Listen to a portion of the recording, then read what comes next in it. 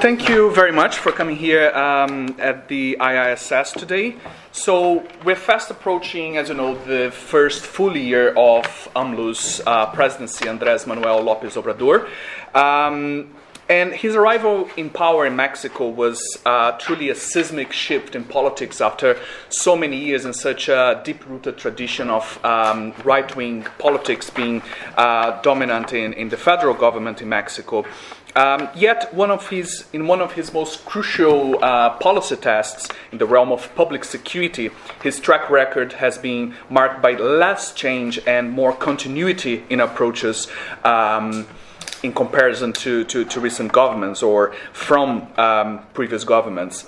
And the continued threat and power of organized crime has been made abundantly clear not too long ago on the 17th of October when we had the incidents with Ovidio Guzman Lopez, the son of El Chapo Guzman, being arrested and later let go, released by the Mexican security forces, shedding light, I think, on a number of things that I think we should cover today, which are the sort of institutional and state capacities and willingness to combat organized crime, the policies being tackled, and we're truly lucky to have such a rich and wealth of expertise here today from academic and policy backgrounds. So Raul Benitez is a professor and researcher at the Center for Research on North America at the UNAM. Peter Reuter is professor in the School of Public Policy at the Department of Criminology at the University of Maryland.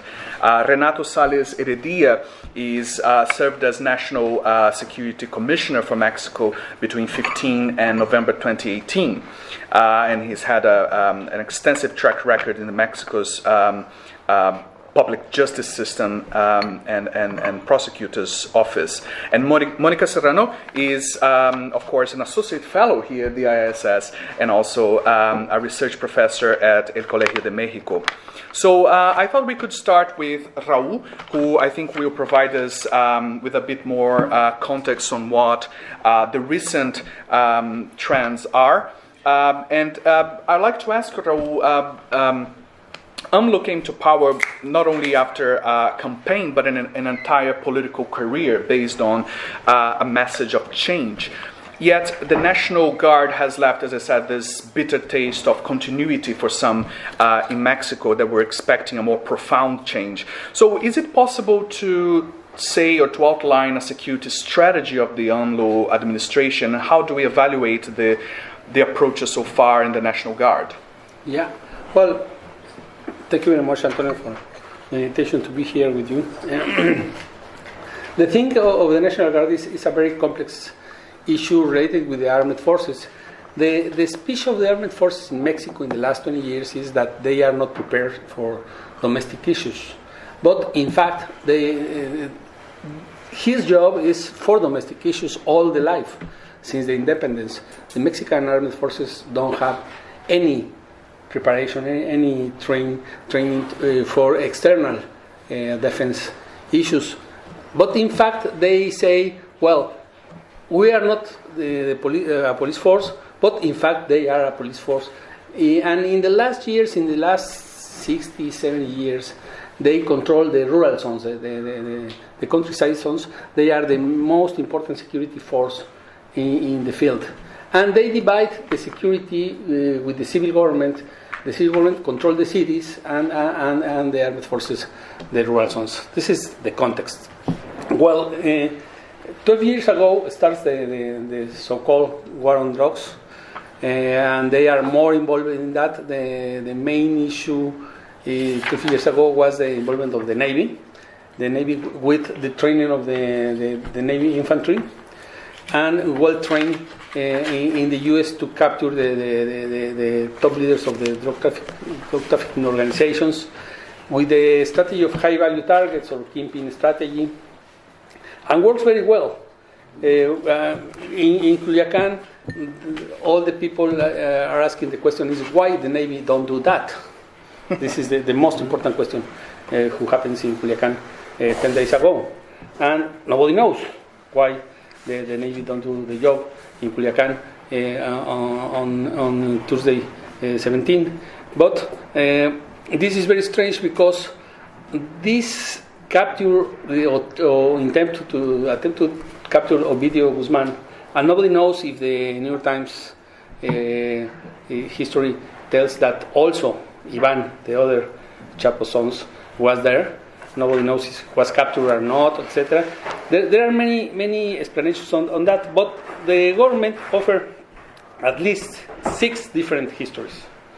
Six different histories of the things that happened that day, and nobody knows what was the real history. And all the civil society, the press, the people who are writing on newspapers, etc., and asking, well, we need the real history to know what is happening with the capture. I prepared a small PowerPoint. This is the tendency of the homicides in Mexico in the last 4 years are going up, obviously. And the last year, this year, during the AMLO's government, the rate is going up. The question is why? Many of us are trying to explain this, but my interpretation is because one force to contain the organized crime is pulling out of the field, the federal police.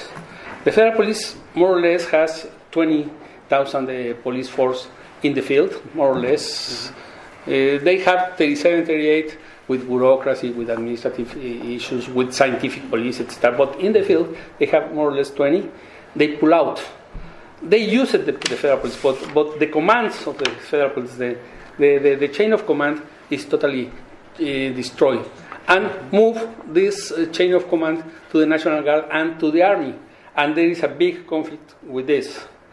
Then the military strategy of the new government changed a lot. In February, the president declared the end of the war on drugs. At the same time, he started with the war on the gasoline thief.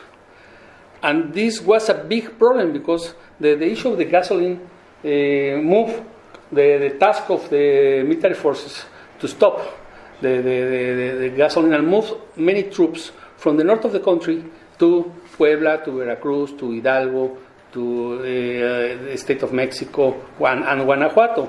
And because of this, Guanajuato moves to the high homicide rates in the country. 3 years ago, Guanajuato was a very peaceful state, but right now the conditions are terrible there.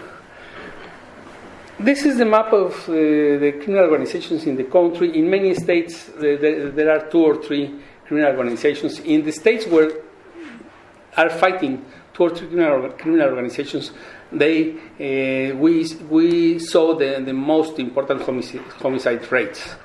And the drug trafficking organizations are moving also to other crimes. Trafficking of people, thief of gasoline, kidnappings, etc., etc. Right now, they are not only for drugs trafficking. For example, the Zetas. The Zetas don't work very well with drugs trafficking. They cannot fight with the Gulf cartel and substitute the Gulf cartel. And they move to the trafficking of people. They move to many other crimes. It's not only drug trafficking. But, for example, the U.S. strategy is only against drugs trafficking. If one organization is doing other things, the U.S. intelligence, etc., move the attention to them. We saw other tendency. For example, in the north of the country, in Tijuana and in Ciudad Juárez, the homicide rates in 10 years ago were the highest in the country. Right now, is the same tendency. This means that the things don't change 10 years ago from now, because the rates of homicides go down some years, but right now are exactly the same. The two cities lead the homicide rates in the country right now. But the thing is, the organizations who are fighting there for the control of the drug trafficking is moving meds, are moving heroin, etc. They change from the cocaine to other drugs, but also the cocaine is important. The National Guard is the new force.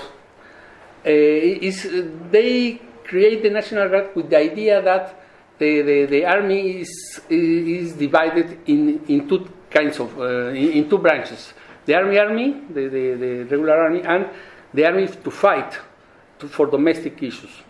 In fact, for example, when you think of the domestic security law 2 years ago, in fact, it's the same.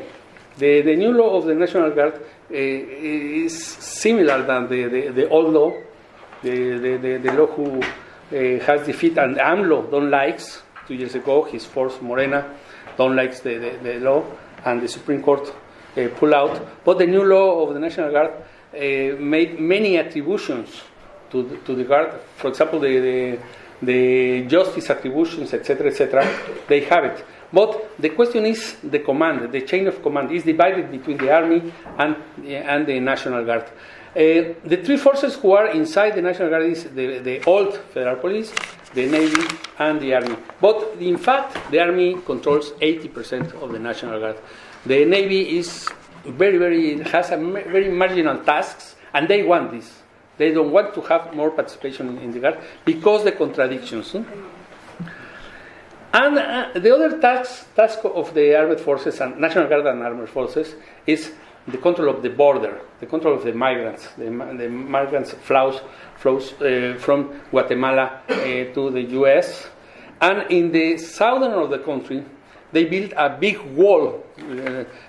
All the highways are with checkpoints to try to stop the migrants. And in fact, they stopped the migrants flows in both in the south and in the north. In the north also, in the highways, they reinforce the checkpoints to stop the migrants. And in the words of Donald Trump, this was a very successful cooperation of the Mexican government to his strategy. Well, I will finish, Antonio, with the issue of the October crisis. In October, we have three different military things between the criminals and the military forces. But we have one in Michoacán, one in Guerrero, but in October 17, the capture of Ovidio was totally a failure. The army showed a great weakness, lack of strategy in the control of the high-value targets, lack of intelligence, because they don't accept that they are in war. Because of this, for example, the challenge of the criminal organizations is to fight in the houses of the soldiers. They put gasoline pipes in the houses of the soldiers, and they say, if you don't liberate Ovidio, we will fight the houses of the soldiers. But this is a crazy thing in a city where you have a big fight, big combat with the organized crime, how the soldiers are in incredible vulnerable houses. Many things are not clear. As I mentioned before, the Navy don't participate. What's the role of the U.S., particularly the DAA? Nobody knows at this time what's the role of the U.S. in this field operation. Conclusions. The AMLO government, for me, has failed in the attempt to build a new strategy. The Sinaloa cartel demonstrates great military capacity. All the narrative on this war mentioned that the Jalisco cartels, before October 17, Jalisco cartel substitutes the leadership of the cartels in favor of him and against Sinaloa. This fight shows that the Sinaloa cartel is strong in his main heart, in Culiacán and in the state of Sinaloa. And this new type of war must be recognized by the government, but the government don't want to recognize that we are in this war. We can use many words: low intensity, asymmetrical, irregular, against civilian population, who are supporting the crime, etc., etc. The government don't have intelligence to fight this war. For example, the army has many field intelligence in rural zones, but the army don't have financial intelligence, urban intelligence, etc. And the criminal organizations are very complex transnational organizations who needs a big intelligence system. The army only has the field intelligence. and are not well connected with the financial intelligence of the government, and the thing with the U.S. government is not clear if they receive cooperation or not. Some days the president says we are totally our sovereignty is not we are not playing with that, etc., etc. And the thing is to train the forces for what kind of war? To stop the migrants, you don't need military capacities to stop the migrants, but to stop the criminal organizations, you need intelligence, training, etc. But we don't have lights on that right now. No? Thank you very much, Antonio. I think this is enough. Thank you, Raul. Very clear analysis. So, Monica, many of the issues we have been discussing are, of course, not entirely new, and I think one of the driving ideas of the conference that you helped organize in Oxford, that is happening in the next few days, is an attempt to come up with new solutions, hopefully, to a very long-standing problem in terms of violence reduction. So if we could take a step back and look at Enrique Peña Nieto, he came to power also promising change and also promising and trying to implement a new security force, which was the Gendarmeria.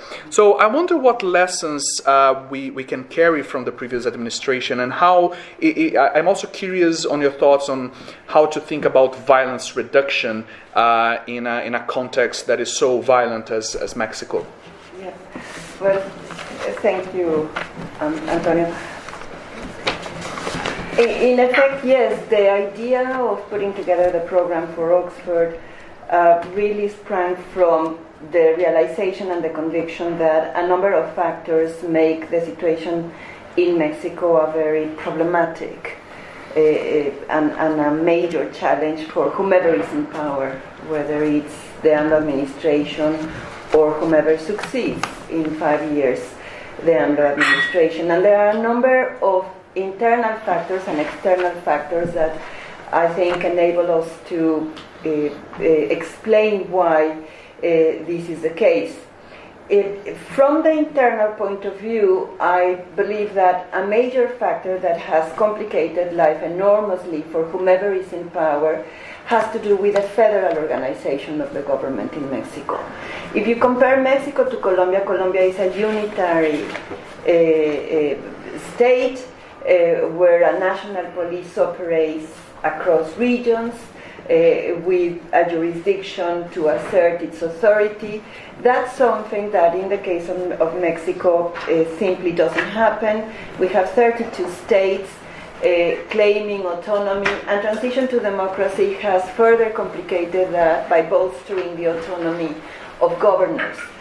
This situation not only creates problems of coordinations between states and the federation, but also, I think, has created a very perverse dynamic that we continue to see as we speak, for instance, in Michoacán, which together with Culiacán was the other state that faced over the past few weeks major challenges in a war confronting the Viagras, which is the new organization that emerged after the rise of self-defense groups in 2013, 2014, and the Cartel Jalisco Nueva Generación. And in that context, you have there the same dynamic that has impeded, I think, a more enlightened policy.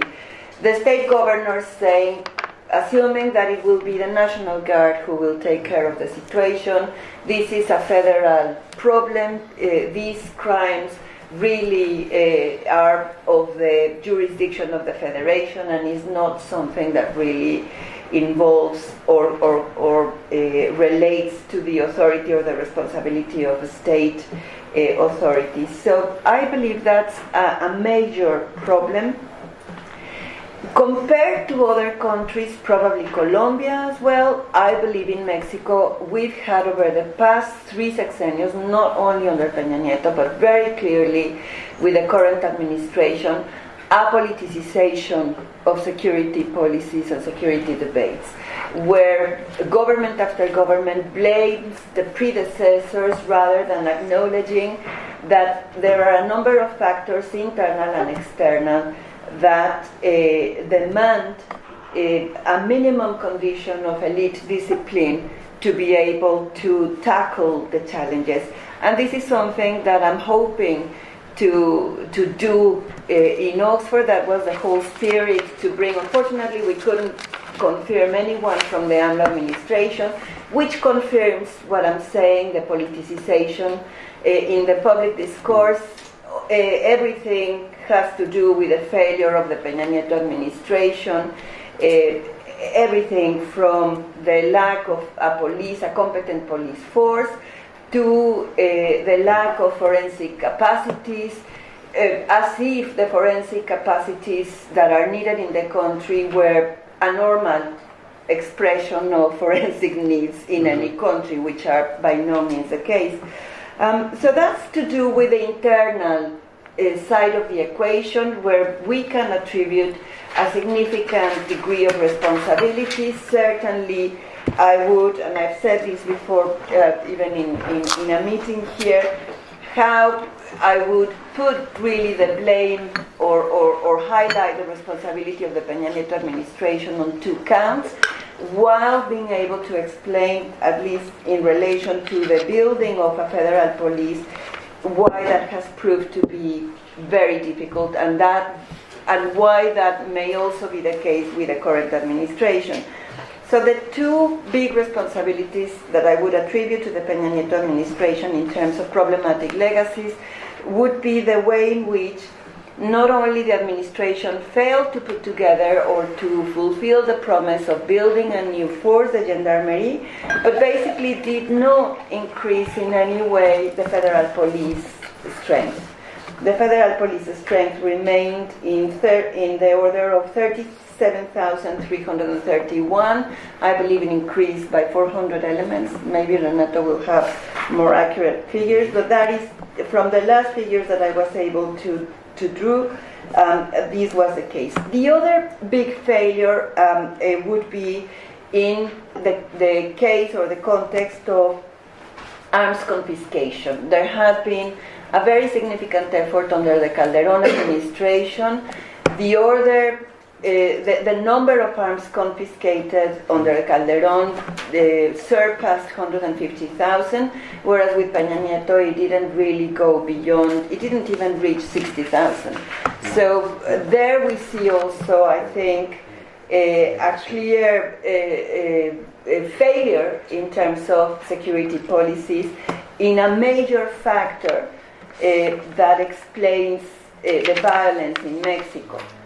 And if I may just take a brief moment to make a small parenthesis to explain the nature of the violence and thus the nature of the challenges faced by the government, the current government. The violence in Mexico, if we use the databases that were once built by the Calderón government, the National System of Public Security that displayed these figures in a web page until 2012, from roughly 2007 to 2012, we would see that 62% of total homicides were estimated to be related to criminal organizations or to organized crime. And this database was withdrawn at the pressure of human rights organizations, which will be the theme of my presentation in Oxford, how human rights makes it very difficult for governments like Colombia and Mexico to deal with the security challenges that emanate to a large extent from external factors without in any way denying the internal side of responsibilities. And while the database was removed, other actors, including consultancies like Lantia and the major newspapers, continued to track these homicides and concluded that more recently, well, basically the figures remain the same. in the order, it increased. If in 2007-2011 the government estimated that 62% were related to organized crime, Lantia and Reforma nearly reached 80%.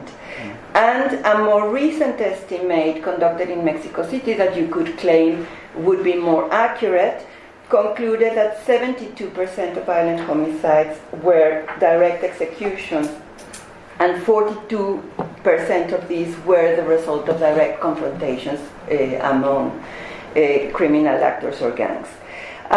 If to this you add the estimates of violent homicides in which a firearm has been involved and has been used, you will see, in fact, a very clear connection. It is in the order of about 70% or 80% is roughly the same. So that in relation to the internal side of the equation. The external side of the equation, of course, has to do with the vicinity with the US.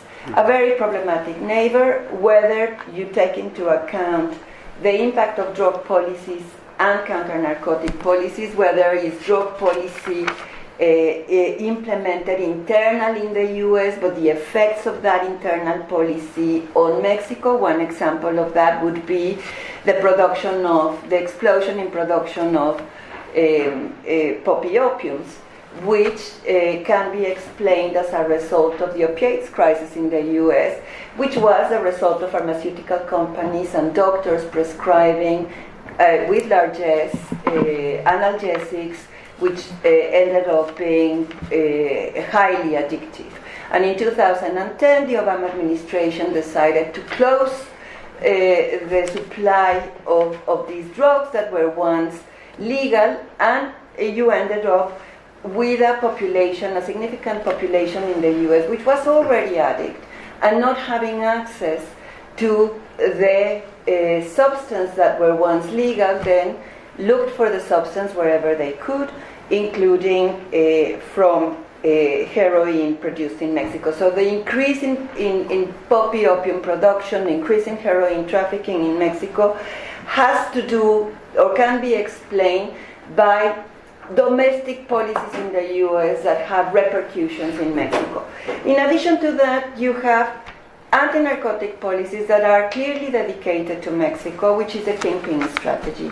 And the kingpin strategy, we can see again a close correlation between the lists of names that appear in the kingpin strategy, those drug traffickers demanded on extradition by the US, and what successive Mexican governments claim to be high-value targets. And this is not different, as you know, in this institute from what happens in counterterrorism. I believe that Mats Verdal has conducted a research in Afghanistan to show how US counterterrorism strategy has run counter to the priorities of the Norwegian government to stabilize a province that they took on in Afghanistan. In addition to the cycles of consumption in US drug markets and the impact of those tendencies and dynamics in the Mexican drug market and trafficking dynamics, I would add the very problematic effect of being the neighbor of the most unregulated arms market in the world.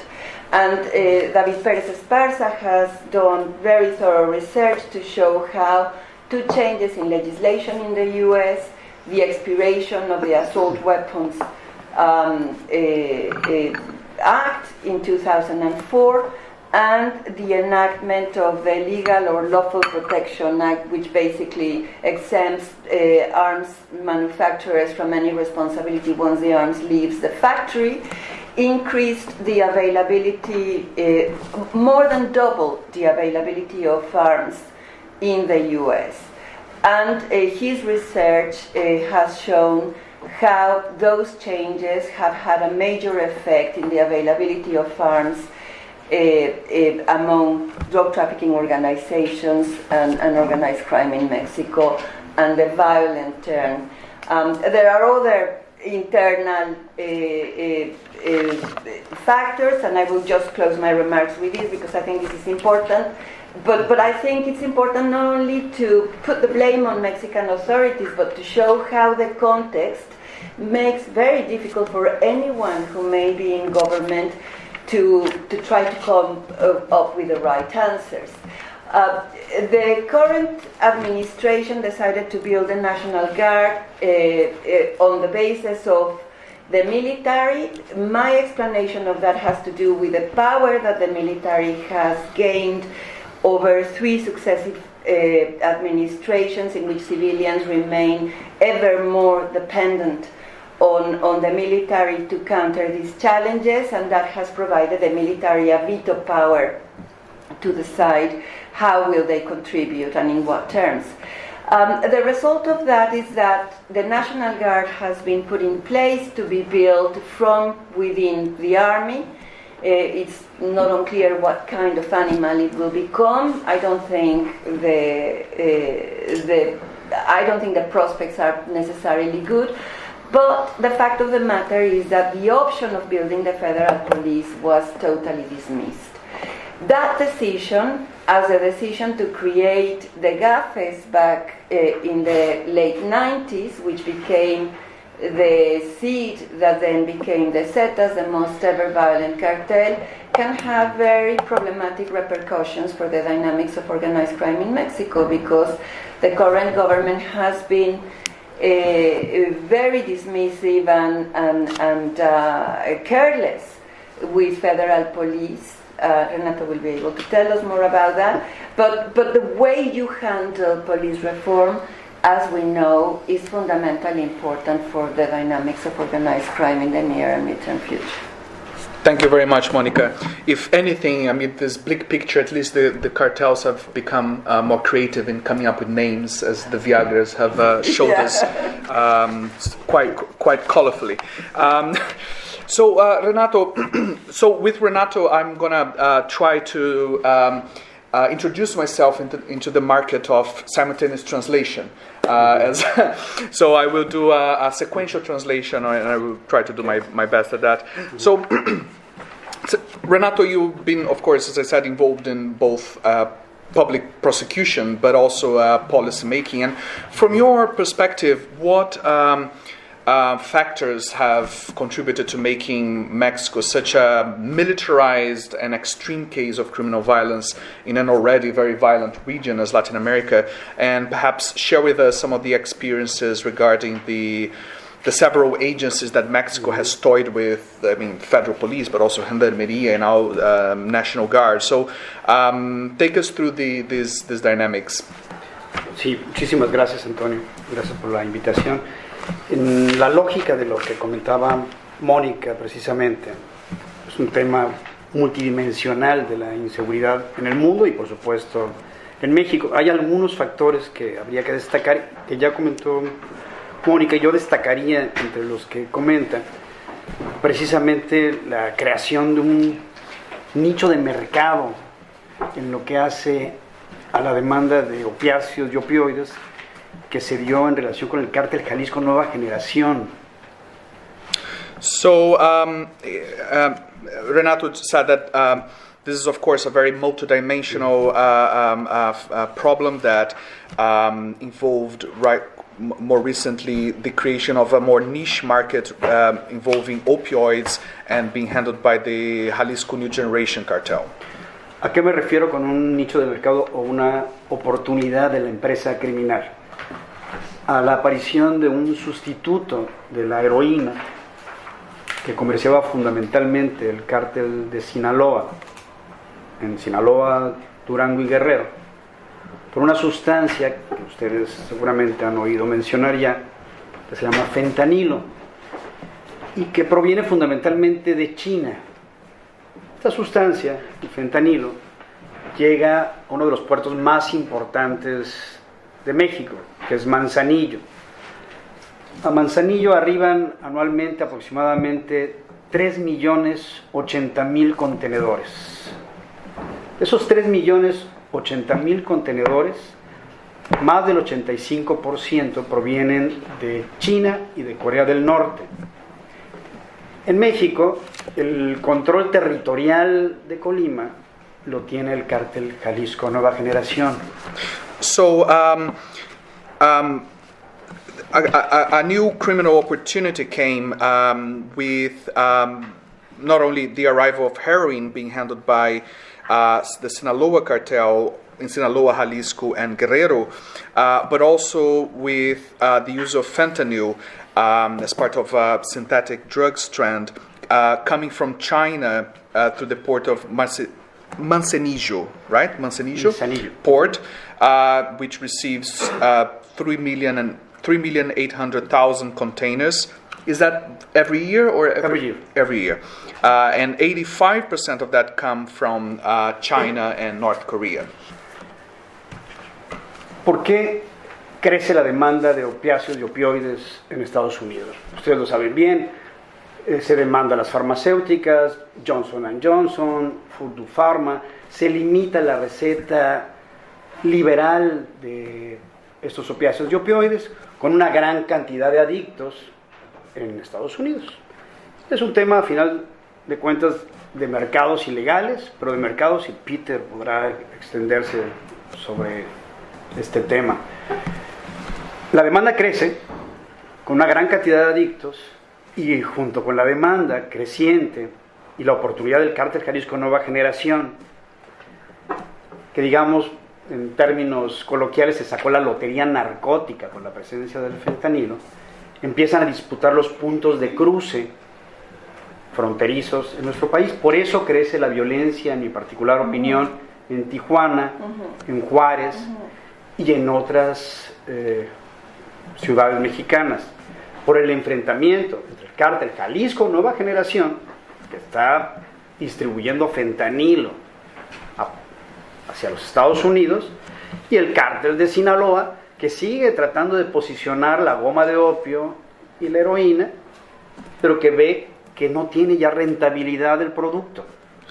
Una caja de zapatos nada más, con ampolletas con fentanilo, se traduce cruzando la frontera en $500,000. La posibilidad de moverlo es muchísimo más sencilla que la amapola, que la goma de opio, que requiere bastantes más hectáreas para lograr el equivalente a esa caja de zapatos. So, the growing demand in opioids in U.S., which is related to the use of and production and selling of opioid drugs by pharmaceutical companies, has created more addicts in the U.S. Demand has grown, and therefore more the number of addicts has grown. The Jalisco New Generation cartel has dealt quite significantly with fentanyl and has fought for points of crossings into the U.S. market, and also clashed violently with the Sinaloa cartel in several states. The Sinaloa still operates heavily with opium and heroin, but fentanyl, just one shoebox of fentanyl can get $500,000 in the U.S. market, which is far more than poppy and heroin. ¿Qué podemos observar en esta situación? Pues algo muy similar a lo que acontece en la década de los 20, 30 en relación con la prohibición del alcohol, guardada toda proporción. Se limita o se prohíbe la liberal distribución de un producto altamente demandado, sin generar mecanismos de salud que sustituyan este producto. Se genera automáticamente un mercado negro, crece la demanda. Tenemos aproximadamente más de 70,000 muertos por sobredosis en Estados Unidos y más de 30,000 muertos por la crisis de violencia generada por esta demanda. ¿A dónde vamos con todo esto? Esto es un factor externo fundamental que no se ha comprendido suficientemente y que no depende exclusivamente de México para darle cauce o solución. Tendría que atenderse conjuntamente, bilateralmente. Otro factor externo, ya lo comentaba Mónica, es el flujo de armas crecientes de Estados Unidos hacia México. En el 2007, 3 de cada 10 homicidios se cometían con arma de fuego en México. Actualmente, casi 8 de cada 10 homicidios se cometen con arma de fuego. Y la mayor parte de las armas de fuego que se cometen estos homicidios provienen de los Estados Unidos. Ya lo vimos con el cártel de Sinaloa, que como bien comentaba Raúl, no está en lo más mínimo desaparecido ni disminuido.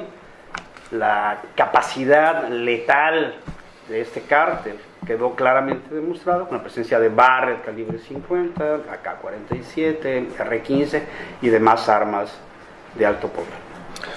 Right. So a similar an analogy can be made with the prohibition of alcohol, which is there is a limited. There is a limitation for the sale and production of an item of high demand, which generates a black market, which in turn increases demand. And then you mentioned, Renato, 30,000 muertos relacionados. 70,000 of overdose. 70,000 overdose, okay. En United States, overdosis, y 31,000 aproximadamente por enfrentamientos ¿En entre México? los grupos. Right. Okay. ¿En México? En México. In Mexico. So about 75,000 dead for overdose in the U.S. due to these fentanyl and other similar substances, and also 30,000 dead in confrontations directly related to this trade in Mexico.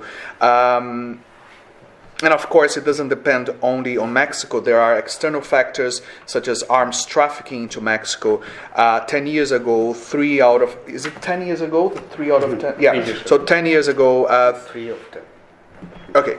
3 out of 10 weapons... 3 out of 10 homicides were conducted with firearms. And now 8 out of 10 are conducted with firearms. Lots coming related to the Sinaloa cartel, whose lethal capacity became clear in the October crisis that Raúl mentioned. Bien, presentaba Raúl hace un momento una gráfica del crecimiento de los homicidios en el país. Yo retrotraería un poco hacia 2007, cuando teníamos en México 8 homicidios por cada 100,000 habitantes. De 2007 a 2012, México se movió de 8 homicidios por cada 100,000 habitantes, en 2010 a 22, luego a 24, luego bajó a 22. De 2012 a 2015 bajó de 22 a 17 y luego subió a 25. ¿Por qué subió y por qué bajó? Tiene que ver precisamente con esto que estamos comentando y con la dispersión de los grupos y el enfrentamiento de los grupos criminales por los mercados de droga, entre otras cosas, pero este es un factor muy importante. Para ejemplificar rápidamente lo que pasó entre 2007 y 2012, la irrupción de los Zetas como un cártel separado ya del Golfo y su pacto con los Beltrán Leiva, que a su vez se habían enemistado con el Chapo Guzmán. Esa escisión del cártel de Sinaloa y la alianza de los Beltrán Leiva con el Chapo y la disputa por ciudades como Tijuana. ¿Por qué es tan importante Tijuana y por qué veíamos en el mapa de Raúl que está en rojo? Tijuana y San Diego es la frontera más cruzada del planeta, del mundo. Por la garita de San Isidro cruzan diariamente más de 150,000 personas. Y pasa cualquier intento de revisar minuciosamente los vehículos que cruzan por la frontera, bloquearía absolutamente el comercio entre México y Estados Unidos.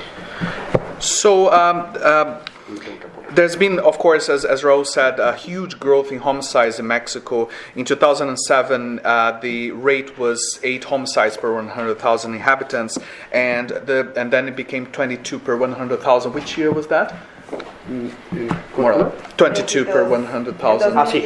De 2007 a 2012 se mueve de 8 a 22. Right, so from 8 per 100,000 inhabitants, the homicide rate in 2007, it grew to 22 per 100,000 in 2012. Then it decreased and then it increased again. And why have all these changes happened? It is related to these cartel dynamics and to the other factors that were mentioned. But the Zetas erupted from the Gulf cartel, made a pact with the Beltran Leiva cartel, and then there was a huge fight with the Sinaloa cartel in Tijuana. And the Tijuana-San Diego border is one of the most populated and intense transited borders in the world. Any attempt to patrol and revise police cars crossing the border would completely shut the trade and the traffic in that area. Otro factor externo importante, nada más mencionarlo rápidamente, es la sobreproducción de cocaína que se dio en el mundo, merced al diálogo sostenido entre el gobierno del presidente Santos en Colombia y la narcoguerrilla, que implicó que se dejara de fumigar con glifosato la planta de coca y que se tratara de sustituir el cultivo de la coca por café y otros cultivos. Esto no se logró. Quienes recibían el apoyo siguieron cultivando coca precisamente para recibirlo, y quienes ya cultivaban coca la siguieron sembrando. Luego entonces tuvimos una sobreproducción mundial de coca. ¿Por dónde llega la cocaína de Colombia hacia Estados Unidos? ¿Por dónde pasa? Por México. Pero bueno, es nada más para apuntarlo. Y ya para cerrar, sé que estamos en el tiempo. Right. So, overproduction of cocaine in the world is another factor leading to this violence, and that is related to Colombia's President Juan Manuel Santos, the previous president, of no longer fumigating coca plantations with the intention of replacing coca plantation with legal crops such as coffee. That hasn't worked, and there has been, as a consequence, overproduction of coca leaves. Hay factores internos, muchos, pero voy a apuntar rápidamente 3 sin comentarlos ampliamente. Es la debilidad del sistema acusatorio mexicano. Se intentó implementar en 2016 una reforma constitucional del 2008 que no se ha consolidado en buena parte por la ausencia de capacitación conjunta de los operadores.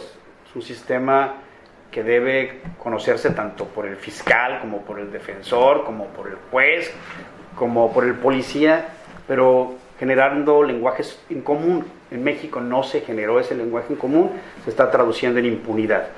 La debilidad del sistema de faltas administrativas, que es justicia de primer piso, infracciones no atendidas por jueces cívicos, no atendidas por policías municipales, y esto vincula con un factor que es esencial para entender qué es lo que sucede en nuestro país: la extrema debilidad policial, motivada por algo que es terrible y que sucede en México, infortunadamente, y en muy pocos otros países, creo que en ninguno más, por lo que hemos revisado, en el mundo.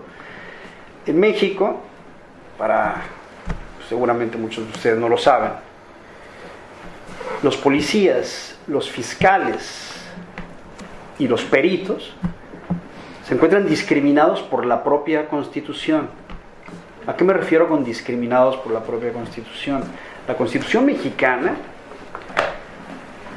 en el artículo 123, apartado B, fracción 13, permite que a los policías se les aplique la ley retroactivamente en perjuicio. Y si un policía gana un juicio después de ser expulsado de su cargo, está absolutamente prohibida la reinstalación. Y la Suprema Corte ha dicho, los policías no tienen derecho a la estabilidad en el empleo. Los policías tienen que hacer cada 3 años un examen de control de confianza, vinculado con el polígrafo. Si son expulsados, reclaman y ganan, no pueden regresar a la policía, no se pueden poner su uniforme de nuevo. So, another important issue is the accusatory system, or the lack of change in that system. There is no common language in Mexico in terms of this accusatory system, and that generates impunity. there was an attempt of reform during the Peña Nieto administration, but that failed. This is linked to the extreme debilidad, the extreme vulnerability of the police, which only happens in Mexico. So in police, if Renato is saying that they are discriminated by Mexico's own constitution. So if a police officer is found guilty, but then and is expelled from the force, but is later found in the appeal to be innocent or for any other reason, they are unable to return to the force. It's not so they don't have the right to stability in the job. Y para cerrar, se intenta con la Guardia Nacional crear una gran corporación civil policial. Pero la verdad es que no es una corporación civil, a pesar de que así lo menciona la Constitución. La ley de la Guardia Nacional dice que es una corporación que se estructura en batallones, en pelotones, en regimientos. Los militares y los marinos tienen más derechos que los policías. No tienen estos derechos limitados de los que hablamos. Entonces, los marinos y los militares transitan con sus derechos, que son más a la Guardia Nacional, y los policías que se incorporan transitan con derechos limitados. Entonces tenemos guardias de primera, guardias de segunda, con una corporación que se dice civil, pero que es realmente militar. Y aquí hay una cuestión que hay que precisar para finalizar, que es muy importante y que tiene que ver con la reforma constitucional que crea la Guardia. El artículo 5º transitorio de esa reforma constitucional señala que el presidente de la República, en tanto se consolide esta Guardia, podrá disponer de la Fuerza Armada permanente para tareas de seguridad pública. Y la propia Constitución dice que la seguridad pública abarca desde la prevención del delito hasta la sanción de las faltas administrativas. Luego entonces coloca en esta administración al ejército en tareas de policía municipal, en tareas que ahora vemos implican la revisión de mochilas en el sistema de transporte colectivo metro, lo que en nuestra particular opinión es una desmesura y va a generar problemas nacionales sin fin y sin duda problemas internacionales con la Comisión Interamericana de Derechos Humanos, la Corte Interamericana de Derechos Humanos y otros organismos. En mi particular opinión, no creo yo que la Guardia Nacional sea ni medianamente el remedio o la solución para los problemas que acontecen en nuestro país. Gracias. Thank you.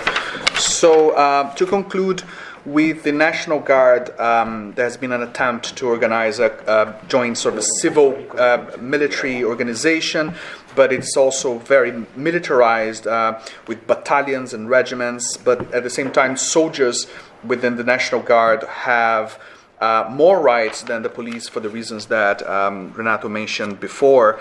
The police and the National Guard continue to lack the same rights and to have a specific legislation in terms of retroactive settlement of problems. In an organization that says is equal, but actually is a military organization with a first and a secondary force. There's a split inside the organization. So the same legislation or similar legislation in terms of public security says that the armed forces can be used for public security, placing the army in internal security tasks, including even municipal police tasks, such as reviewing backpacks, public transportation, sort of the more mundane law enforcement tasks.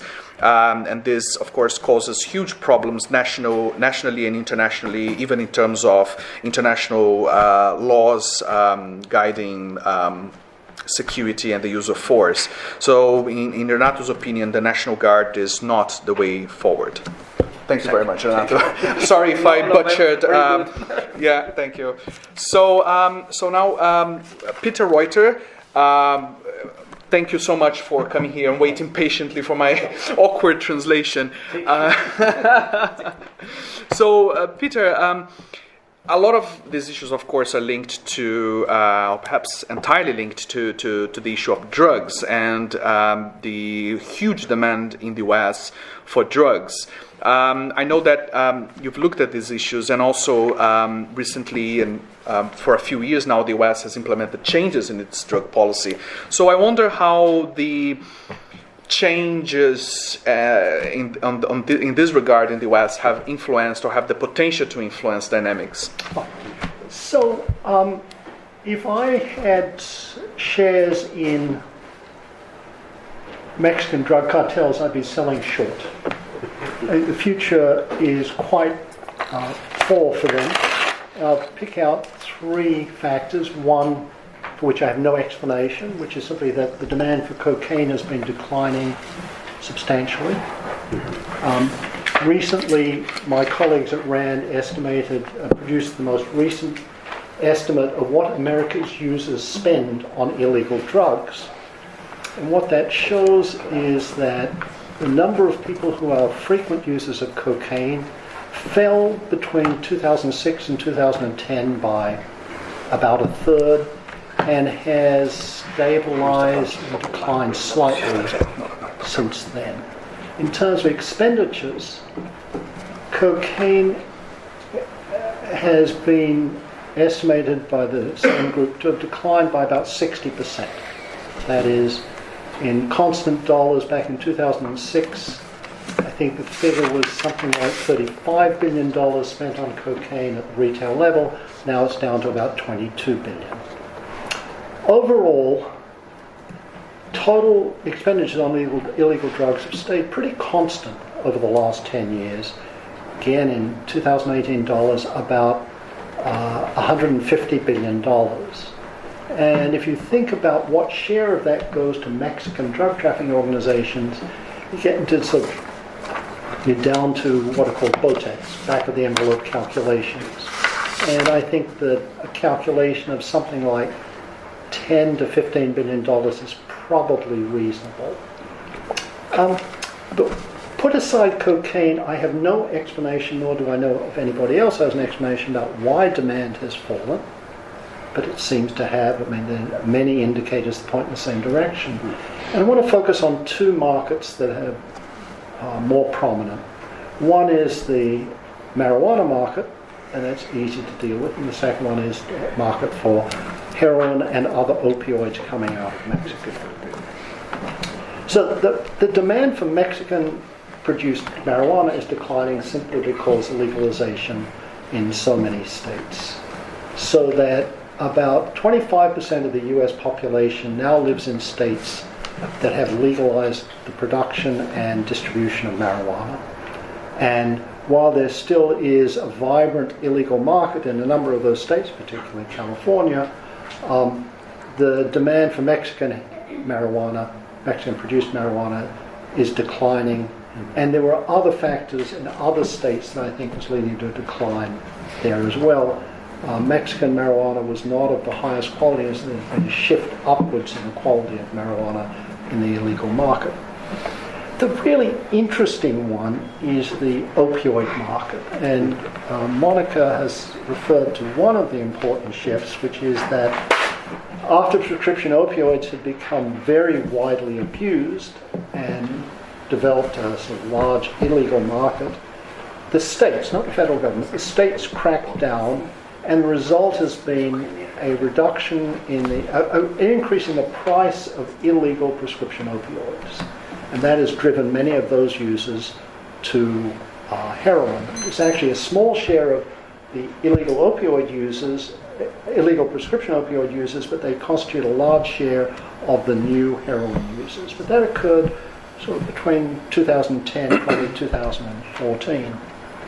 And starting in 2014, suddenly fentanyl and fentanyl analogs arrived on the market, and they're going to make a big difference to Mexico. And numbers are thrown around about the price of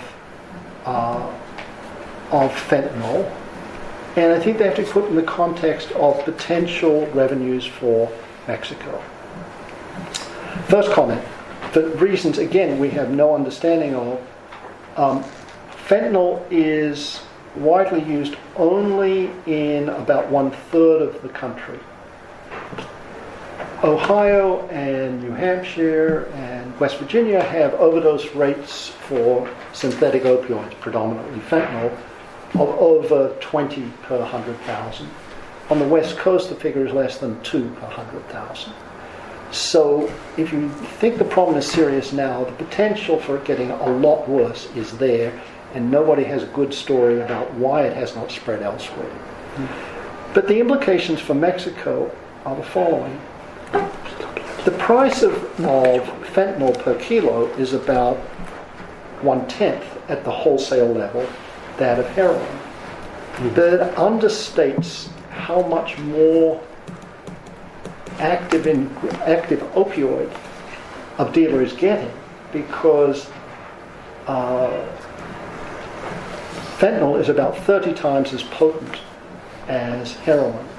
So if you do the calculations right, the cost per morphine equivalent dose, which is a way of standardizing across different opioids, is about 1% fentanyl as compared to heroin. And if the market moves, as it appears to be in a number of eastern states, from a heroin market to a fentanyl market, the revenues for Mexican drug trafficking organizations are likely to plummet. It's not just that opium growers will be worse off, but the drug traffickers will be worse off.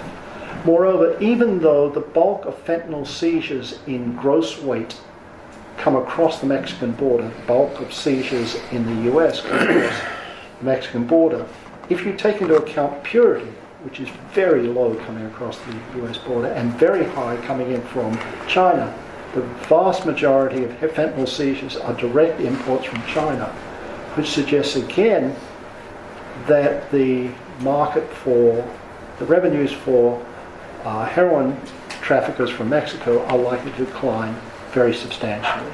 And if fentanyl spreads further, I think that the decline will be catastrophic from their point of view. What is the consequence of declines in revenues for Mexico's drug problems, all of which are sort of driven by the American market?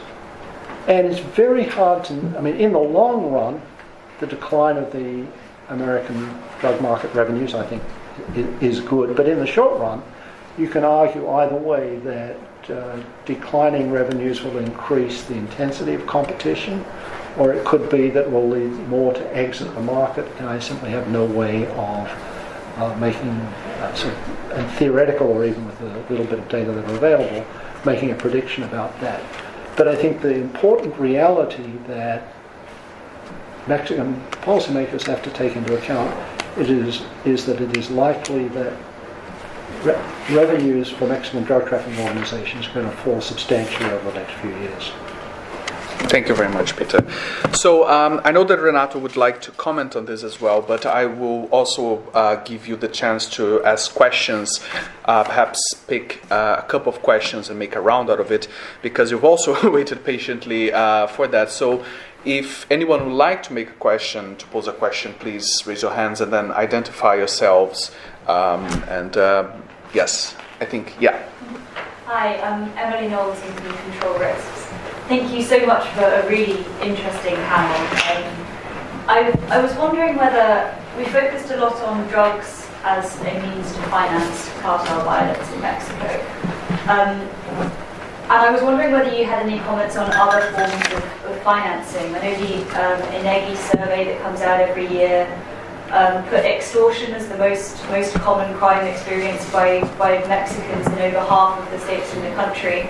And Mexico also continues to dominate global kidnap and ransom trends quite substantially. So I was wondering, we've seen before when prices or demand for drugs has fallen that criminal cartels move into other forms of finance, such as kidnap and extortion war.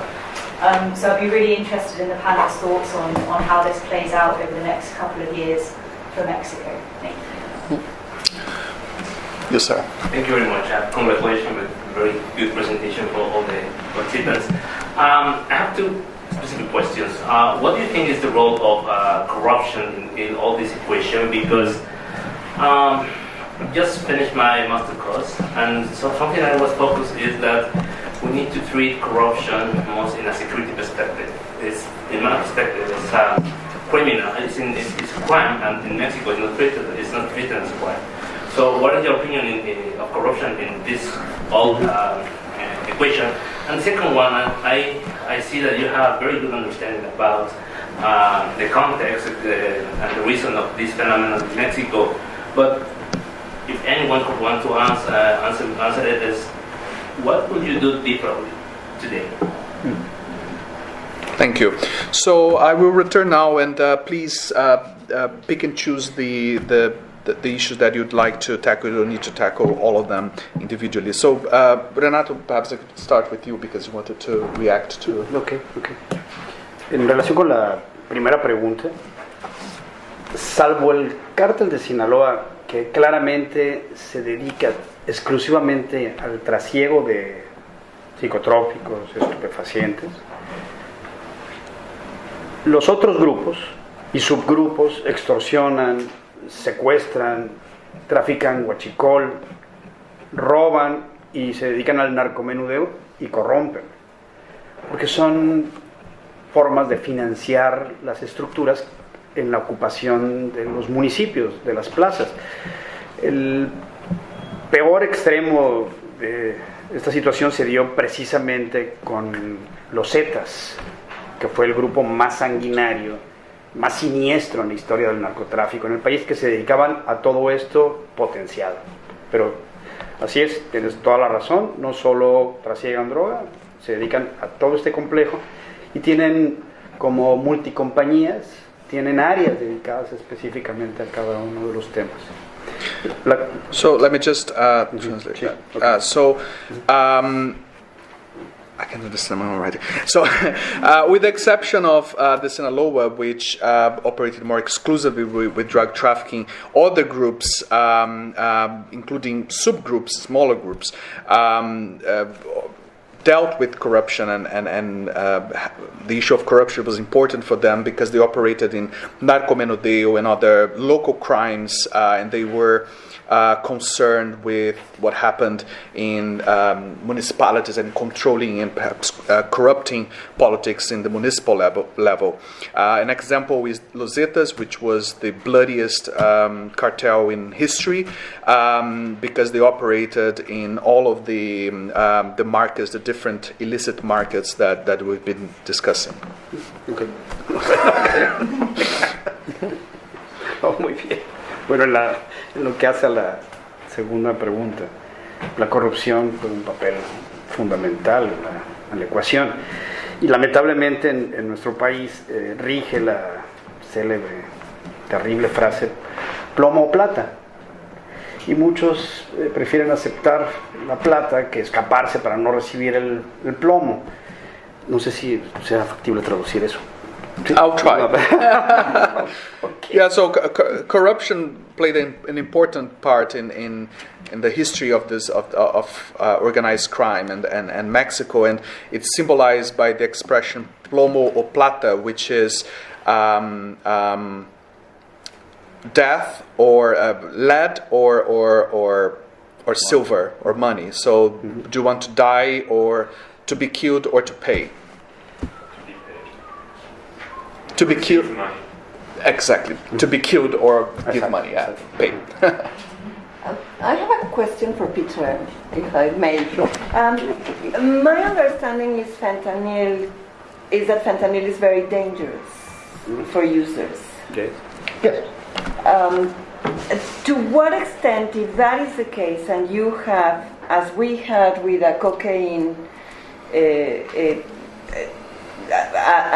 reducing, but over time, a significant proportion of hardcore cocaine users.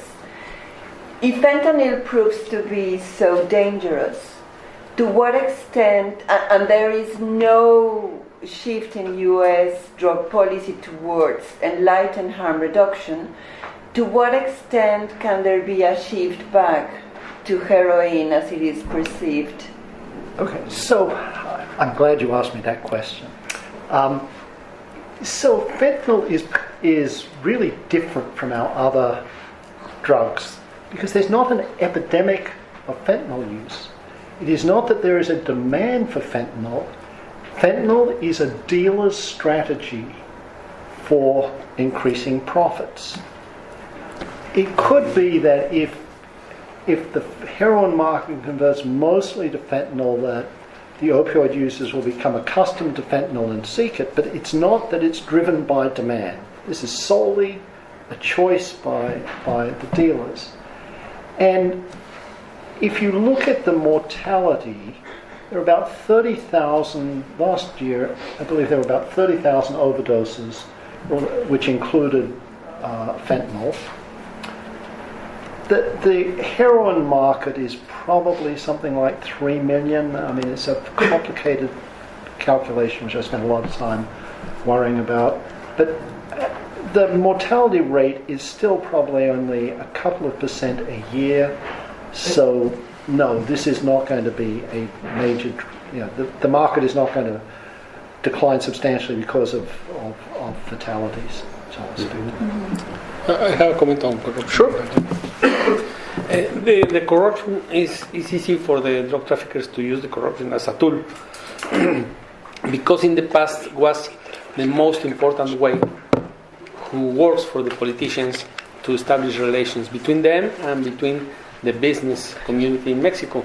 And the drug traffickers only follow the traditions of the bad traditions of the politicians to establish relations, and they follow.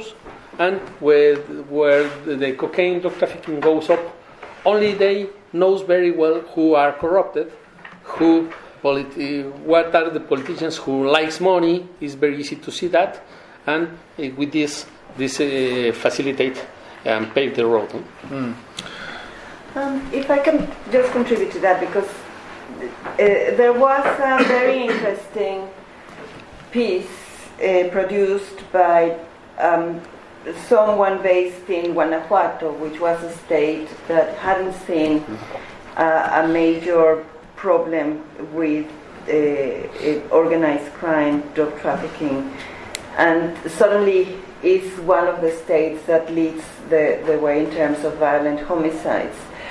And the note highlighted something that in other seminars we have detected, which is including with ex-governors, very clearly in the case of Michoacán, that the opening of major motorways becomes a significant factor in driving markets and with them violence.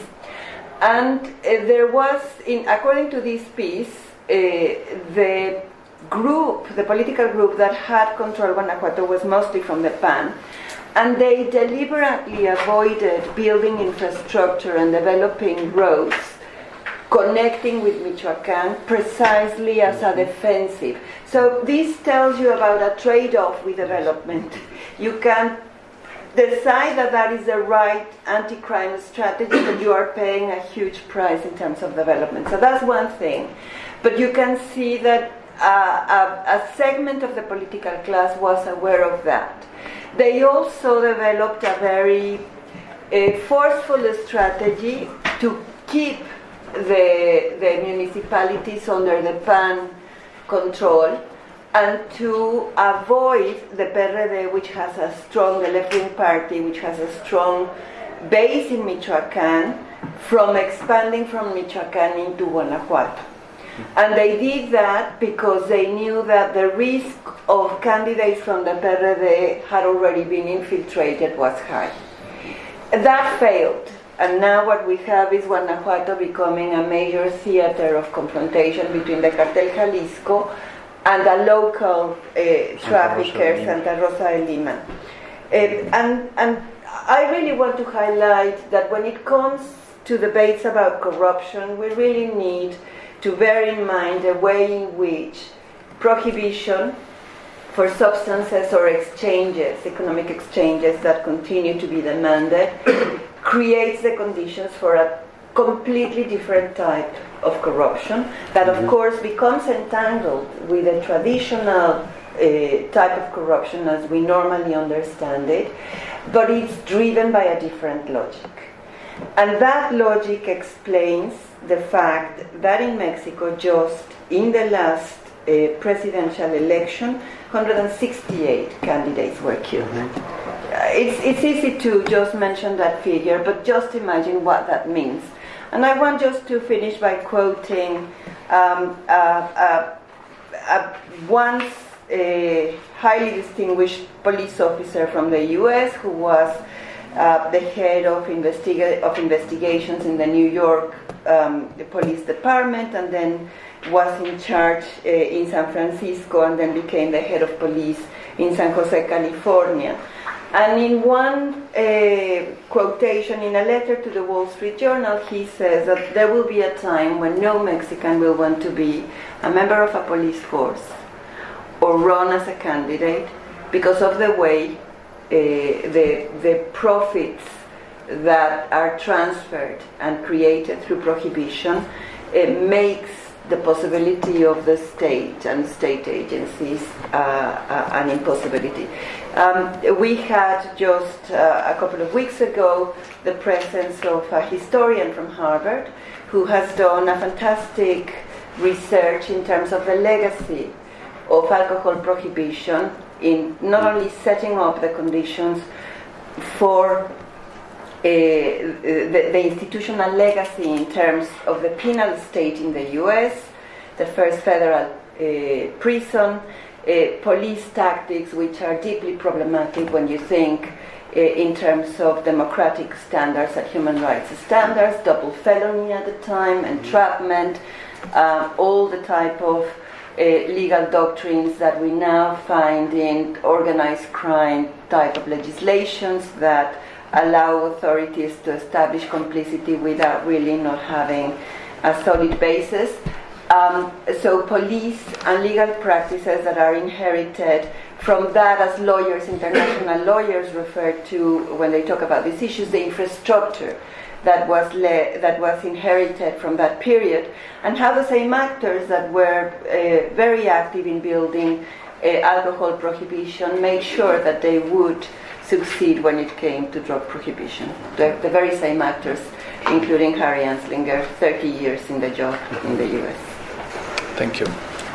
Nigel and then. Jeremy Hobbs from the American Research Group from the SEO. A number of the panelists talked about the importance of police reform, and it's not rocket science. I think this has been diagnosed, I don't know how many times, by every sexennial about the need for reforming the police, having functioning police at the municipal and state level.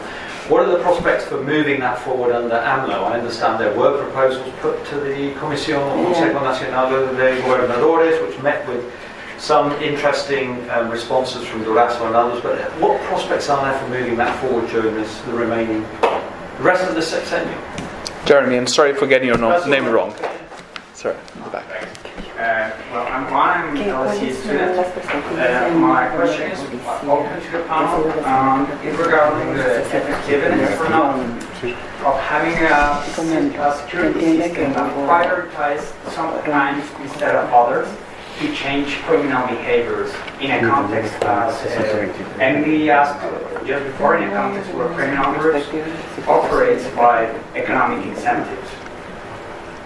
Right. So what is the question exactly? Yes.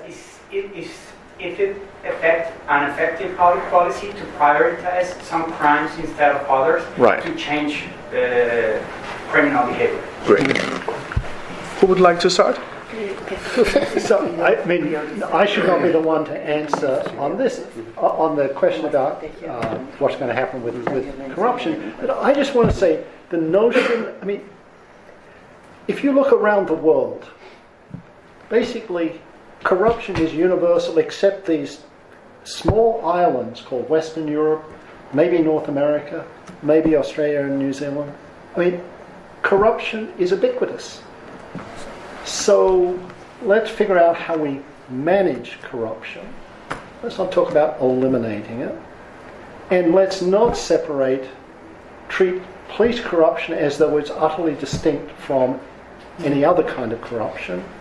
I mean, the PRI ran a system which was utterly corrupt and kept violence very low.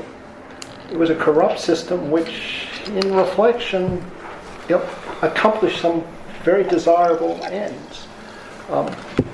So that's a non-expert talking about it. I defer now to him. Well, to change the behavior of the criminal organizations, my guess is the current president is very naive, because many mornings in his morning speeches, he's talking about to change the mind of the criminals, to help their mothers and grandmothers to try to help him to change the attitudes of the criminal organizations. And before he goes to the presidency during the campaign, he is talking about the amnesty. The amnesty was refused by many victims, organizations, etc. And his speech is very naive, very simple, and nobody believes in that speech. Also, his officials inside the army, etc., etc. Well, if you're talking about your mother or your grandmother to change your attitude, it's very strange as a chief of state to make this speech. No? On police reform, and Renato will have more to say about that. But yes, there has been an attempt and an announcement by Durazo in relation to police reform. Again, they talk about a homogeneous model across the country. The governors seem again to be supportive and willing to go forward, but there is nothing in what has been presented that suggests, and this is something I mentioned to him in a seminar he gave recently at El Colegio, that there is nothing that suggests that behind these plans a kind of civil service is being considered. Nothing. And while that is not the case, I think that the prospect will remain as feeble and unstable as it has been the case in the past. In relation to corruption, again, if prohibition is a given that we have to accept, and despite a diminishing and shrinking drug market, which creates the conditions, by the way, to expand in many of the other outlets, because you find always a trace, even with the Zetas, which were known to be the masters of extortion. Well, you cannot explain a massacre of Allende, 300 people killed in one night, if you don't take into account the seizure of one cocaine load in the U.S. and the leak by the dealer and the tip-off. So I do think, and that came through very clearly in UNGAS, authoritarian countries have no problem in saying this policy works for us. Singapore, Indonesia, one after another. It works for us. But it can work if it's done, as was done under the PRI, with ruthless means, which are not allowed when you have democratic standards and human rights aspirations in place. Interesting.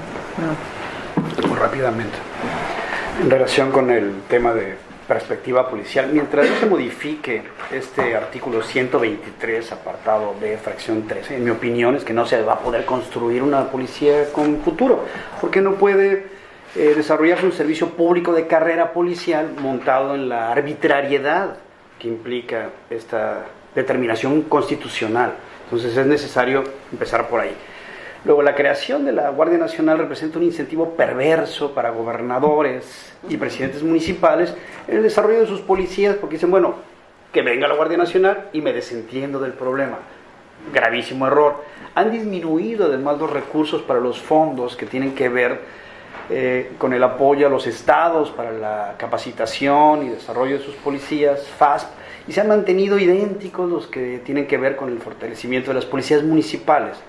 Un policía municipal gana el equivalente a $350 al mes. Con eso yo creo que contestamos buena parte de la pregunta.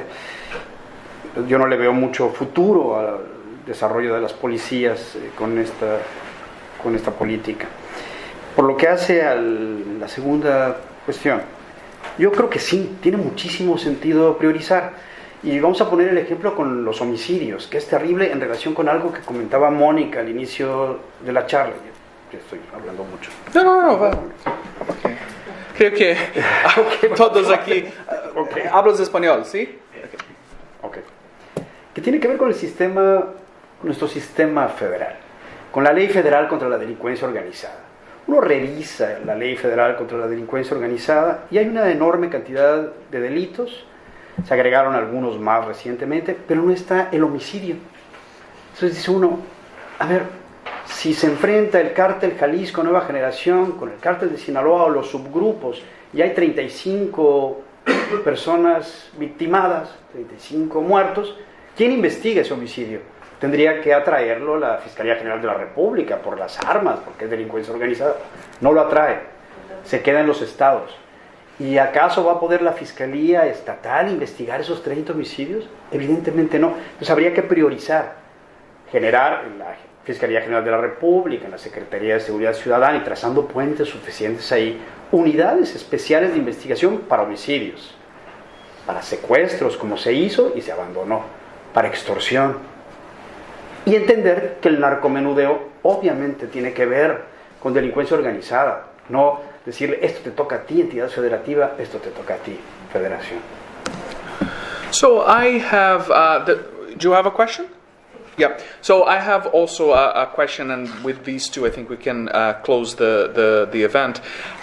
My question is, of course, relates to the research stream that I've been conducting recently, which is on urban violence and the ways that cities are affected by non-state armed groups. And of course, municipalities have been mentioned a few times in this event here. So why, in your view, have local politics and municipal governments been targeted so heavily by criminal organizations? And on the other hand, when we're talking about violence reduction, there have been some interesting examples in the region, in Medellin, in Rio, of local initiatives. And I haven't looked very thoroughly at the the Tijuana example in terms of violence reduction, but I believe that it was, at least for some time, a very positive example of local policies. So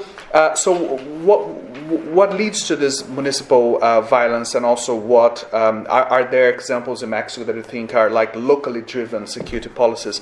And Madam, if you could keep your question very briefly, because we're running out of time. De vacaciones con mi hermano Carlos y soy agente de Ministerio Público en la Ciudad de México. Nada más una pregunta, maestro Sales, nos falta mucho por hacer, nos queda mucho por hacer como servidores públicos, o qué vamos a hacer nosotros con toda esta problemática de delincuencia, de crímenes, en general, en dos, tres palabras, porque me siento muy orgullosa de estar aquí, ¿no? Y más que no venía de vacaciones, no venía esto. No, qué bien, pero bueno. Wow, thank you. Ministerio Público, qué bueno que esté. Thank you very much for attending our event during your holiday. La falta de preparación que tenemos como operadores del sistema realmente es triste. Esos son los problemas. Mucha capacitación realmente. Los policías tampoco tienen esa capacidad. Nos falta demasiado, ¿no? O sea, yo estoy en la Fiscalía de Azcapotzalco y usted fue nuestro procurador anteriormente, entonces sabe de dónde vengo. So Renato, if you could start with a brief answer to that. The question was about the lack of resources and also municipal. Sí, totalmente. Yo estoy en la lógica de la pregunta totalmente de acuerdo con que tendríamos que iniciar desde justicia cívica, justicia de lo cotidiano. Y los ejemplos, ya lo señalaban, están ahí. Medellín con el alcalde Sergio Fajardo, Bogotá con el alcalde Antanas Mocus, Palermo con el alcalde Leoluco Orlando. O sea, las cosas, si una falta administrativa no se atiende oportunamente, se convierte en un delito. Y hay muchos ejemplos que no tendríamos ahorita tiempo para citar, pero Uno llega con un presidente municipal y le pregunta, ¿cuántos jueces cívicos tienes aquí en tu municipio? Y el presidente municipal no sabe.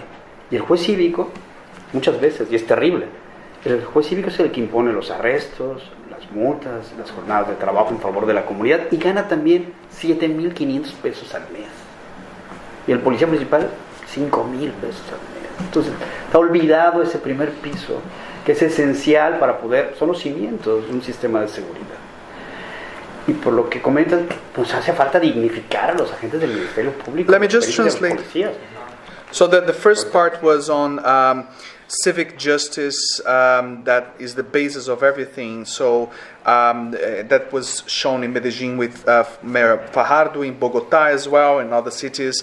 In Mexico, there is a lack of administrative capacity in the local level.